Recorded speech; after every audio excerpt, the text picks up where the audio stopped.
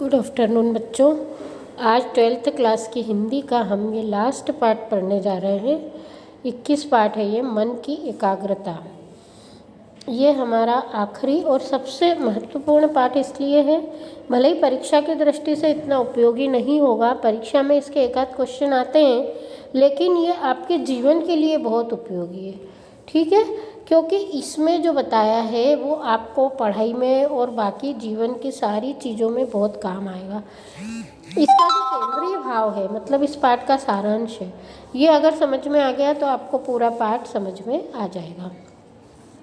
आज के अध्येता छात्र के लिए, अध्येता मतलब पढ़ने वाले छात्र के लिए सभी आवश्यक साधन और ज्ञान के स्रोत उपलब्ध हैं, है ना। ज्ञान के स्रोत मतलब जिससे वो ज्ञान अर्जित कर सकता है, जैसे पुस्तकालय, इंटरनेट, विद्वान शिक्षक, है ना, छात्रवृत्ति आदि के सहयोग और मार्गदर्शन से छात्र आगे बढ़ रहे हैं। किंतु प्रतिभा के बिना सभी संसाधन ऐसे हैं जैसे ऊसर खेत में बीज बोना। ऊसर मतलब बंजर भूमि, जो ज़मीन उपजाऊ नहीं है, उसमें अगर बीज बोया जाए तो कोई लाभ नहीं है।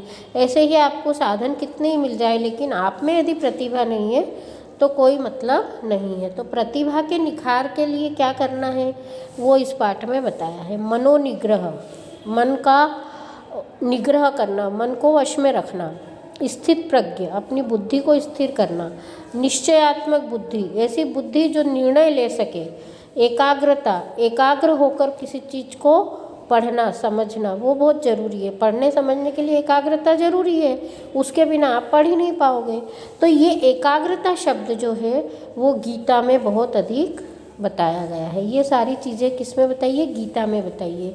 बाह्य संसाधन तो सबको उपलब्ध हो सकते हैं, पर आंतरिक मन संयम और इंद्रिय निग्रह, मन पे संयम, इंद्रिय पर संयम, ये बहुत नितांत छात्र सापेक्ष है, मतलब छात्रों के लिए बहुत ही ज़रूरी है। जबकि छात्र इस बात को नहीं समझते हैं, स्टूडेंट्स इस बात को नहीं समझ पाते हैं कि हमें पढ़ाई के अलावा और क्या क्या अपने में विकास करना है। तो हमारी जो गीता है, भगवत गीता, जो कृष्ण ने महाभारत के युद्ध में अर्जुन को समझाई थी, वो गीता का ज्ञान आपके लिए बहुत ज़रूरी है। तो गीता का जीवन में आचरण करना, है ना, इससे अनुशासन होगा, आपकी सृजनशीलता मतलब आपकी जो क्रिएटिविटी है वो बढ़ेगी, वो डेवलप होगी, और मन की एकाग्रता इसी दृष्टिबोध मतलब इसी आपकी व्यूज़ को बढ़ाएगी। तो ये लेखक कौन है इस पाठ के? पंडित बालकृष्ण भारद्वाज, बालकृष्ण भारद्वाज के द्वारा ये पाठ लिखा गया। अच्छा, एक बात मैं ये बता दूं कि मैंने भी स्टूडेंट्स के लिए गीता जी के ऊपर एक सारांश में बुक लिखी है, जो कि अब अमेज़न पर, है ना, अमेज़न ऐप पर आपको मिल जाएगी। तो वो बुक आप देख सकते हो, है ना, आप उसको पढ़ सकते हो, मुझसे संपर्क करके मुझसे भी वो बुक ले सकते हो और वो पढ़कर अपना ज्ञान बढ़ा सकते हो गीता का, जिसमें कि आपको बताया है कि पढ़ाई में क्या क्या चीज़ें ज़रूरी है। ठीक है, अब अपन पाठ समझ लेते हैं। पहले पैराग्राफ में जो है मन की एकाग्रता की समस्या बताई है कि आज के छात्रों के सामने समस्या क्या है। वो पढ़ने बैठता है तो उसके सामने तरह तरह के विचार उसको घेरने लगते हैं, क्योंकि इस युग में भौतिक उन्नति की बहुत संभावनाएं हैं, है ना। वह सोचता है कि इस अर्थ प्रधान युग में, अर्थ प्रधान युग मतलब धन की जिसमें महत्वता है, ऐसे युग में मुझे उत्कृष्ट पद प्राप्ति के लिए, मतलब कि अभी हाल उत्कृष्ट पद प्राप्ति के लिए, मतलब अच्छे पद को पाने के लिए एकाग्र मन से पढ़कर परीक्षा में उच्चतम श्रेणी प्राप्त करना आवश्यक है।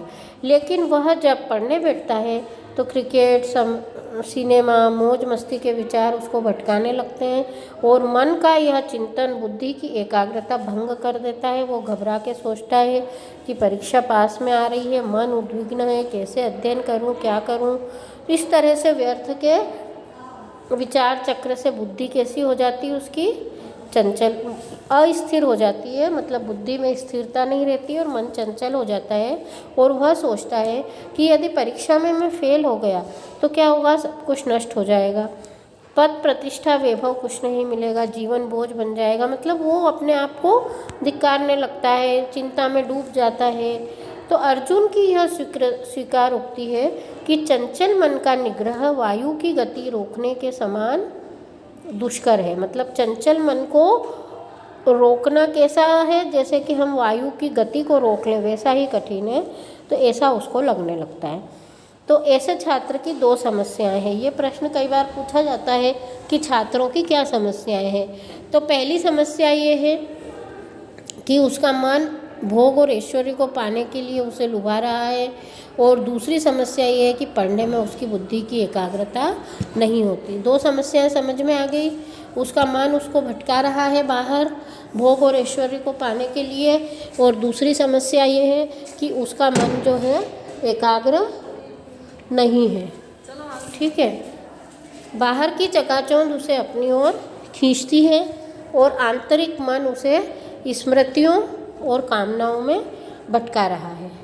वह बाहर की परिस्थितियों से स्वयं को बचा सकता है, पर अपने अंदर के मन की गति को वो क्या करता है, अनियंत्रित वेग से जो चलती रहती है। ऐसी स्थिति में मन का संयम वो कैसे करे। यम नियम आसन प्राणायाम आदि कुछ क्षण के लिए मन को एकाग्र कर सकते हैं, पर ये सब मन की पूर्ण और स्थायी एकाग्रता कराने में समर्थ नहीं है। मतलब ये सब चीज़ें जो हम करते आ रहे हैं, आसन प्राणायाम वगैरह, ये सब कुछ समय के लिए हमारे मन को एकाग्र कर लेते हैं, पर ये सारी चीज़ें हमको स्थायी रूप से एकाग्र नहीं बना सकती।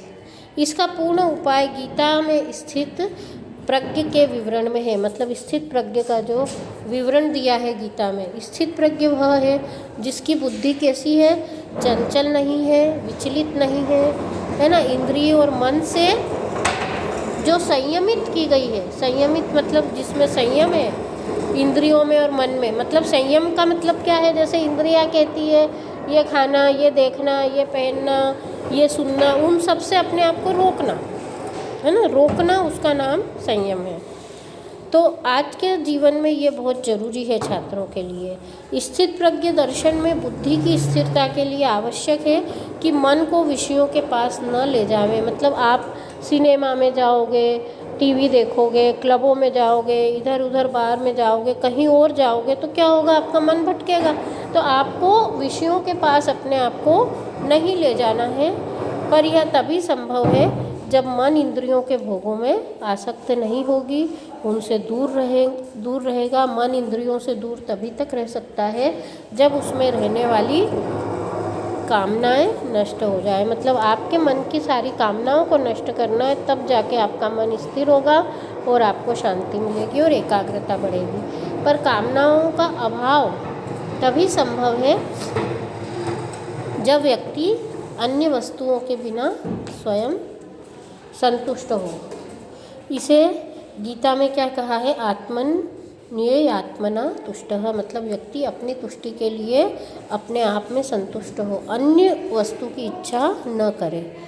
अतः चित्त की एक भी वृत्ति जब तक बहिर्मुखी है तब तक मन अशांत होगा। इंद्रियों की गुलामी से वह मुक्त नहीं रह सकता। ऐसा मन बुद्धि को अस्थिर कर देता है। मतलब अपनी बहिर्मुखी, बाहर की तरफ घूमते रहना, बाहर की तरफ अपने विचारों को मोड़े रखना, तब तक मन स्थिर नहीं होगा।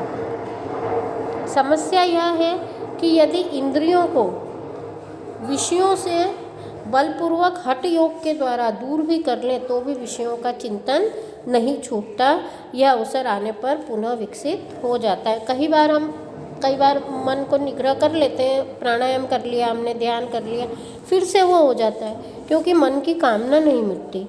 तो ग्रीष्म ऋतु के ताप से पृथ्वी पर वनस्पतियां सूख जाती, पर वर्षा ऋतु में जल पाकर फिर पल्लवित हो जाती। उसी प्रकार मन वापस अपने विषयों पर आ जाता है। इसी प्रकार विषयों से बलपूर्वक हटाई गई शुष्क इंद्रियां विषय चिंतन रूपी जल से फिर से विषयों में लुप्त हो जाती, क्योंकि इंद्रियों की विषय रस की जो चाह है वो बाह्य दमन से नष्ट नहीं होती। मतलब बाहरी रूप से हम दमन कर लें, अपने आप को रोक कर बैठ जाएं, उससे नहीं होगा। इसलिए प्राणायाम आदि के अभ्यास से मन कुछ समय के लिए विषय शून्य हो जाएगा, किंतु बाद में वह अवसर पाकर फिर विषयों में डूब जाएगा। तो मन दो प्रकार से उत्तेजित होता है। दो प्रकार से मन को क्या मिलती है, उत्तेजना मिलती है, बाहर के विषयों से और भीतर की वासनाओं और स्मृतियों से। मतलब भीतर जो इच्छाएं हैं और बाहर जो विषय वो देखता है, दोनों से मन को क्या होता है, उत्तेजना मिलती है। अतः जब तक वासनाएं हैं, विषय रस का संस्कार नष्ट नहीं किया जा सकता। यद्यपि बाह्य प्राणायाम आदि कुछ सहायक है, पर पूरी तरह विषय रस का निस्सारण नहीं करते। तब मन से विषय रस कैसे निवृत्त हो? गीता बताती है, परम दृष्ट्वा निवर्तते। परम का अर्थ है मन को किसी परम अर्थात परम उच्च लक्ष्य में लगाना। जैसे सेवा कार्य के प्रकल्पों में, लोक संग्रह मतलब लोगों के सेवा में, राष्ट्रभक्ति में, दीन दरिद्रों की सेवा में, है ना। ऐसा करने से मन की विषय आसक्ति नष्ट हो जाती है। इस संदर्भ में छात्रों के लिए अध्ययन ही परम लक्ष्य है। मतलब इसका निदान, इसका उपाय क्या बताया है कि आप कैसे रोक सकते हो। आपको परम यानी अपना लक्ष्य ऊंचा रखना पड़ेगा।